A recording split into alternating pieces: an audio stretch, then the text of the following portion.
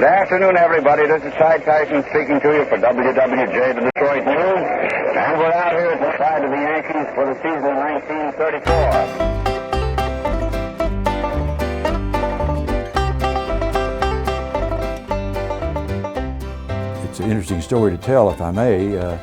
He was kind of being punished by his dad for a misdeed up in his room, and during the time he was up there accepting that punishment, he fell out the window on his head 2 stories down, and he had to stay in his room for many weeks with not letting his head leave that pillow or it would cause damage.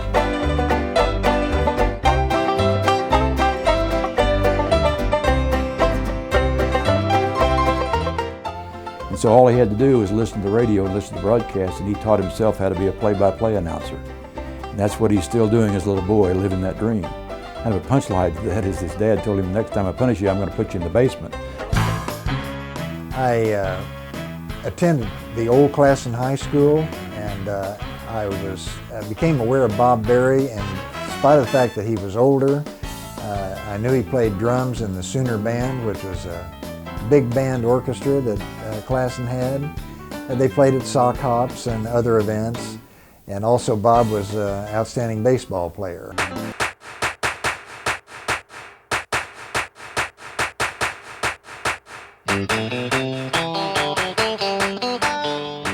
He was a pitcher, and I was an outfielder and first baseman. And while playing at Klassen, we had a great time. As a matter of fact, everybody thinks that Bob is your football guy and your basketball guy, and sometimes golf, but baseball was his game personally. If we were doing This Is Your Life behind the scenes, he'd recognize my voice if I said, come on, babe, come on, boy. We had that joke all through life on that infield chatter.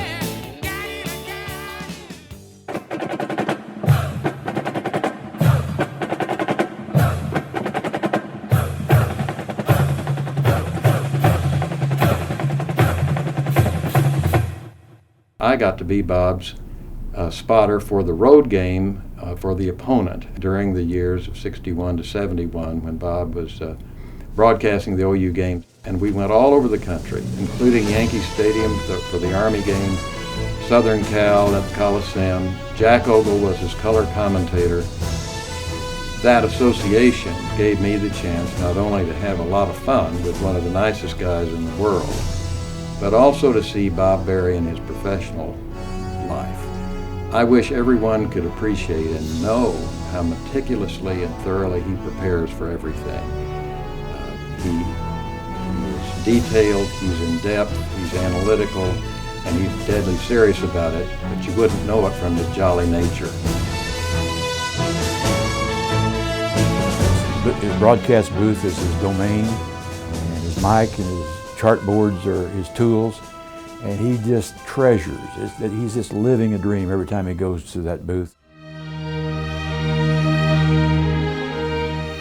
My brother Lee and Bob and I were in the press box of the University of Nebraska Stadium for Bob to broadcast the OU Nebraska game the day after President Kennedy was killed. The stadium was completely packed. There was not a sound in that stadium. Only when the kicker's foot hit the ball for the opening kickoff did that crowd come alive, but always with that overlay of the tragedy that had just stunned all of us.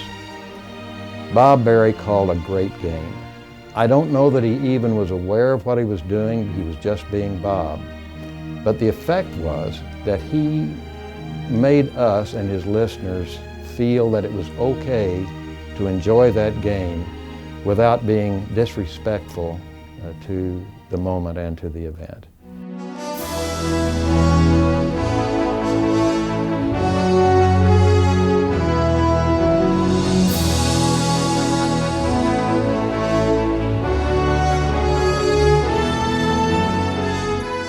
You know, one of the things I admire most about Bob Berry in all the years that I've known him, I've never heard him make a negative statement.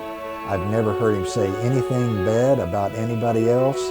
If he has something to say, it's always positive, and I think there probably couldn't be a fellow who has more friends on this earth than Bob Berry. Proud of it. Proud to call him a friend. Favorite two words that I like to hear, and many of us do, is touchdown Oklahoma. And he does that with a great deal of emphasis and pride and joy.